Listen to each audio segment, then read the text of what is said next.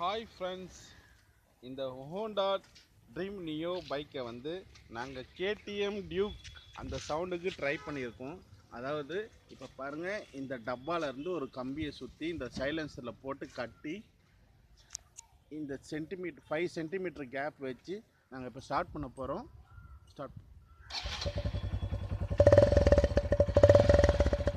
இது வந்து ordinary sound, இது வந்து டியூக்கோட சவுண்டு, இது ஆர்டினரி சவுண்டு, இது டியூக்கோட சவுண்டு. நாங்கள் இது வந்து சென்னையிலேருந்து ட்ரை பண்ணியிருக்கோம். இந்த வீடியோவை பாருங்கள், ப்ளீஸ் ஷேர் பண்ணுங்கள்.